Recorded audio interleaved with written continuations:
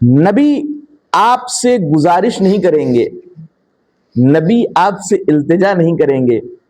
جب ہم مجلس کرتے ہیں تو مائک پر اعلان کرتے ہیں کہ تمام اہل محلہ سے گزارش ہے کہ فرش اعضاء پر تشریف لے آئیں۔ یہ ہم گزارش کرتے ہیں، یہ ہم حکم نہیں دیتے۔ ہم اگر کسی شاعر سے کہتے ہیں کہ فلاں کلام سنا دیجئے تو ہم یہ نہیں کہتے کہ سنا دو، ہم کہتے ہیں سنا دیجئے۔ یہ ہم آپ سے گزارش کر رہے ہیں، یہ ہم حکم نہیں دے رہے ہیں۔ لیکن نبی جو ہیں، نبی گزارش نہیں کرتے بلکہ حکم دیتے ہیں۔ ایک درود پڑھیں محمد و آل محمد پر۔ اور اگر کوئی بڑی ہستی حکم دیتی ہے اور اس کے حکم کی خلاف ورزی کی جاتی ہے تو اسے سزا ملتی ہے، اسے سزا ملتی ہے۔ تو اگر قانون کوئی کام کہے اور اسے نہ کیا جائے، مثال کے طور پر آپ کا آئین، آپ کا لاء کہہ رہا ہے کہ کسی کو قتل نہ کرو، اب آپ نے کسی کو قتل کر دیا تو آپ کو سزائے موت ملے گی۔ چوری نہ کرو، چوری کریں گے تو کچھ سالوں کی جیل ملے گی، یہ ہے لاء۔ لیکن رسول کہہ رہے ہیں حاذل حسین فعرفوہ، یہ حسین ہے اسے پہچانو۔ تو اب اگر انسان پہچانے گا تو اسے جزا ملے گی، نہیں پہچانے گا تو سزا ملے گی۔ تو سزا کیا ملے گی؟ سزا یہ ملے گی کہ انسان دائرہ اسلام سے خارج ہو جائے گا۔ بڑی توجہ، پھر وہ نمازوں پر نمازیں پڑھتا رہے، روزوں پر روزے رکھتا رہے، حج پر حج کرتا رہے، لیکن کوئی بھی عبادت قابل قبول نہیں ہوگی، کیونکہ وہ دائرہ اسلام سے باہر چلا گیا۔ ایک درود پڑھیں محمد و آل محمد پر۔ اور اگر کوئی انسان اس رسول کی حدیث پر عمل کرے گا تو اسے جزا کیا ملے گی؟ جزا یہ ملے گی کہ اس کا شمار اہل یمین میں ہوگا۔ قرآن میں ہے کہ محشر والے دن دو طرح کے لوگ ہوں گے، ایک ہوں گے اہل یمین، ایک ہوں گے اہل یسار۔ اہل یمین کون ہوں گے؟ کہ جن کے ہاتھ میں نامہ اعمال دیے جائیں گے اور داہنے ہاتھ میں نامہ اعمال دیے جائیں گے، وہ کامیاب لوگ ہوں گے۔ بائیں ہاتھ میں نامہ اعمال دیے جائیں گے، وہ اہل یسار ہوں گے، اور وہ جو ہوں گے بدبخت ہوں گے اور انہیں جہنم میں ڈال دیا جائے گا۔ تو بات یہ ہے کہ اہل یمین وہی ہوں گے کہ جو حسین کو مانتے ہوں گے، حسین کا عشق دل میں بسائے ہوں گے، زبانی دعوی محبت نہیں کر رہے ہوں گے، بلکہ وہ حسین کے ذکر کی طرف ہمیشہ دوڑ کر آئیں گے، وہ حسین کے ذکر کی طرف متوجہ ہوں گے۔ یہ نہیں ہے کہ کہہ رہے ہوں گے کہ ہم بھی رسول کو مانتے ہیں، بلکہ آپ کی زبان میں کہیں کہ ہم بھی رسول کا مانت ہیں، لیکن یہ کہنے سے کچھ نہیں ہوگا۔ جب حسین کا تذکرہ ہو اور آپ کا چہرہ نظر نہ آئے تو یہ جو دعویٰ ہے یہ کبھی دلیل نہیں بنے گا۔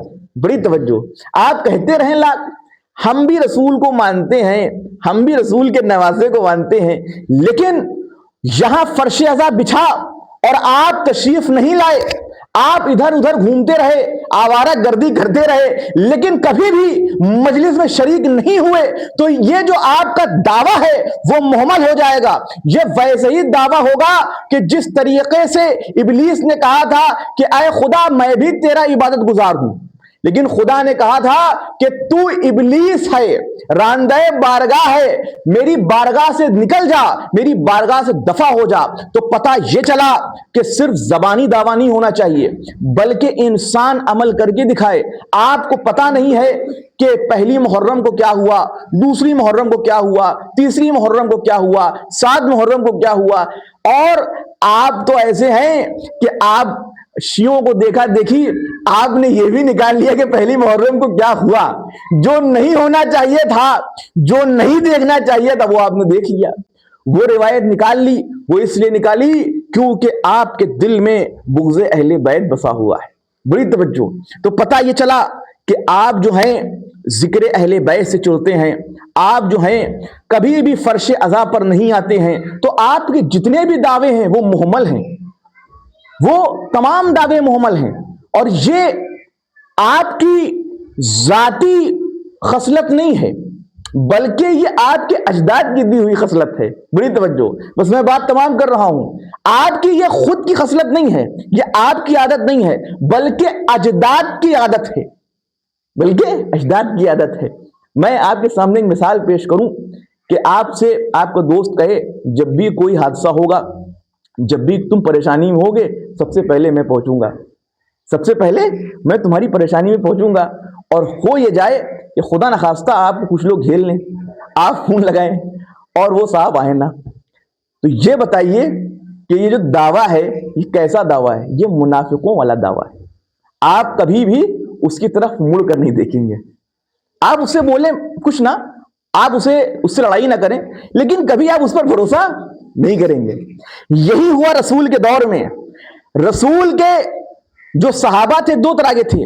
ایک جو رسول کو دل سے مانتے تھے، جن کے لیے سورہ مومنون نازل ہوا، بڑی توجہ. اور ایک وہ تھے جو زبانی مانتے تھے رسول کو اور دل میں بغض رکھتے تھے، ان کے لیے بھی سورہ نازل ہوا، لیکن ان کے لیے سورہ منافقون نازل ہوا. درود پڑھیں محمد وعلی محمد پر.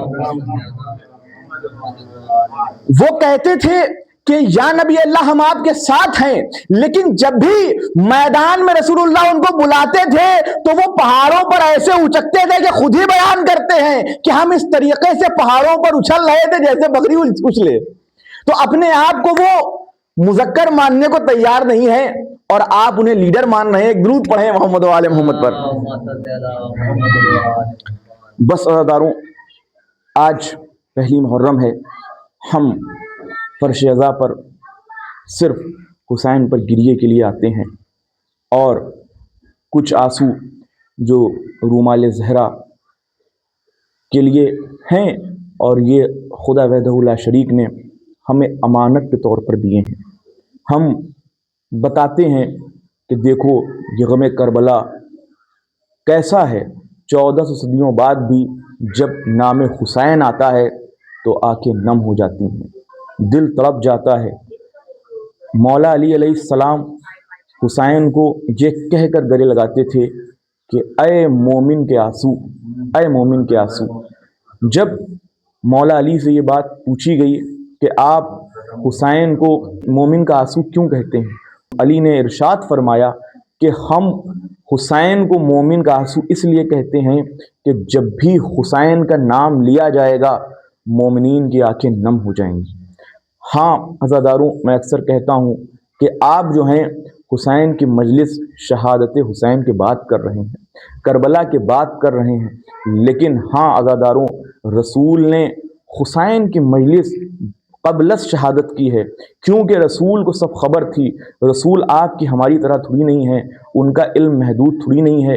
یہ تھوڑی نہیں ہے کہ جب کوئی واقعہ ہو جائے تب رسول کو پتہ چلے، بلکہ رسول کو تو پہلے سے علم تھا.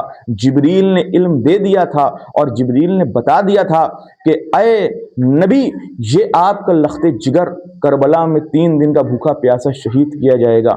ہاں عزاداروں، مصائب جو ہے پڑھ دینے کا نام نہیں ہے، مصائب صرف تصور کا نام ہے. میں نے عرض کی کہ صرف نام حسین ہی کافی ہے، مومن کے لیے آنکھوں میں آنسو آ جاتے ہیں. یہ جو 10 دن ہیں، یہ 10 دن حسین کے لیے مخصوص ہیں.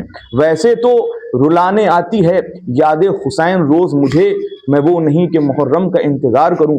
حسین کی یاد تو جب دل میں آتی ہے انسان کا دل تڑپ جاتا ہے. آپ اتنی تل ملاتی ہوئی دھوپ میں اپنے گھروں کو چھوڑ کر فرش ازا پر آ گئے ہیں. یہی تو دعوائے محبت کو مدلل کرنا ہے، یہی تو عشق حسین ہے. ہاں عزاداروں، رسول نے حسین پر گریا قبل از شہادت کیا ہے. جب جبریل کربلا کی مٹی لے کر آئے ہیں تو ام سلمہ کے پاس محمد مصطفیٰ آئے اور کہا کہ آپ اس مٹی کو شیشی میں رکھ لیجئے، جب اس کا رنگ متغیر ہو جائے، جب یہ خون میں تبدیل ہو جائے، آپ سمجھ لیجئے گا کہ حسین قتل کر دیے گئے. انا للہ و انا الیہ راجعون. ماتم حسین.